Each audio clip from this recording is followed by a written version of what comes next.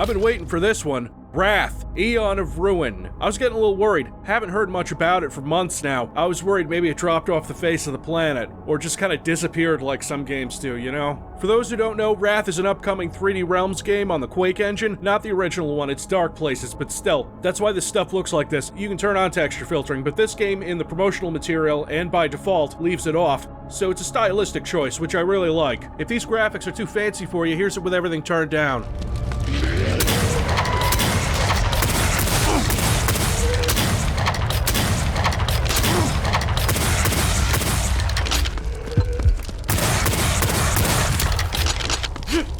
So early access, 2 levels. 2 levels? I was skeptical, and then it took me nearly an hour to play through the first one and a little over 30 minutes for the second. Wrath starts you off in a hub world where you can select any of the levels in any order. It apparently scales difficulty depending on which you choose first, and the goal is to get an artifact in each level that'll unlock the next hub. In these 2 levels, it's easy to see where they are. In fact, these levels are, for the most part, kind of easy. I didn't expect them to be too difficult. They are the first levels, but I can see the game getting much harder as time goes on. Yeah, no shit, Civvie. Games get harder the more you progress in them.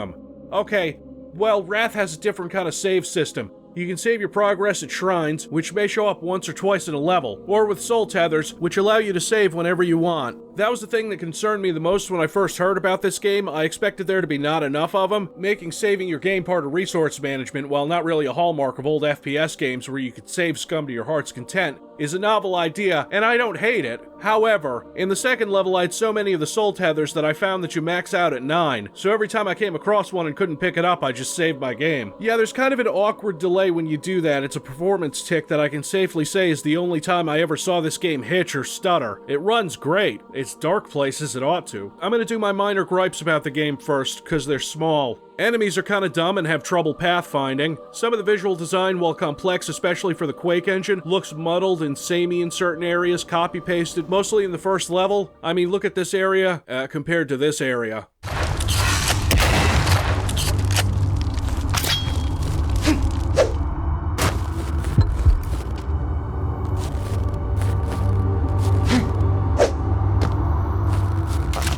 Okay, so we're done with the cons now. Honestly, this one's already shaping up to be another great addition to the retro FPS renaissance. You've got massive levels, a bunch of monsters, satisfying weapons, mostly good arenas. This bit with the water in the second level, you move slower in the water, it messed with me. Especially since the fights were supposedly harder in this one because of the difficulty scaling, because you can play the game in any order, but according to the devs, the levels you play first will be easier than they would be if you wait for them. It makes sense. When I went into level 2, I didn't think this first room here would have been possible with only a melee weapon, what with all these flying enemies. That melee weapon, the Ruination Blade, has a secondary attack that charges up and can improve your jump.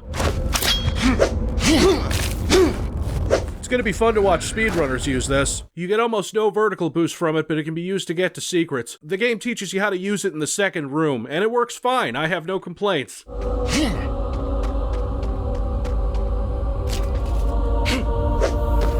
This music sounds pretty good. I'll give you one guess who made it. Just in this early access build, you've got 5 weapons. The blade, a revolver-like pistol that has 3 chambers. It fires slugs. They apparently are huge. You can shoot all 3 at once as an alt-fire, and it doesn't actually reload, so... The shotgun is mostly good. The secondary fire is good, but a little impractical. Otherwise nice.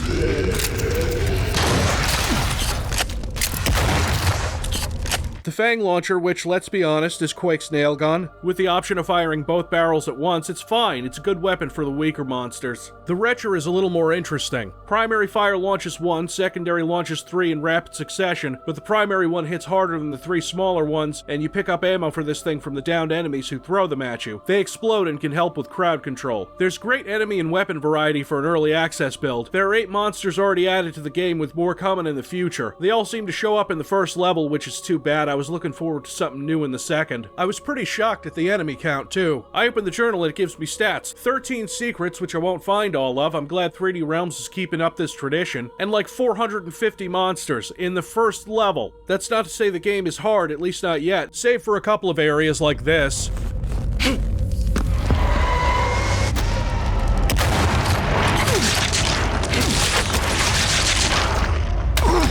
Fuck yes, let's do this! And then I accidentally picked the Return to Last Shrine instead of Return to Soul Tether, and there's no option to load your game unless you die, so I had to get myself killed and reload to the tether. Cool. Honestly, if you watch this channel and like this kind of game, Wrath is an easy sell. The art style is classic and pixely, but the architecture and design is usually beautiful, and the levels themselves are well presented, flow naturally. The 3D models and animations are way better than they have any right to be, and if someone told you this wasn't the Quake engine, it's not hard to believe. Solid combat, rich style, it's another game that feels like it was made in the early 3D era. Something like Quake or Unreal, except with way more detail. Since it seems like it's been months of radio silence about Wrath, I have to assume they were working to make it presentable, which it is, besides the first loading screen being really long for some reason.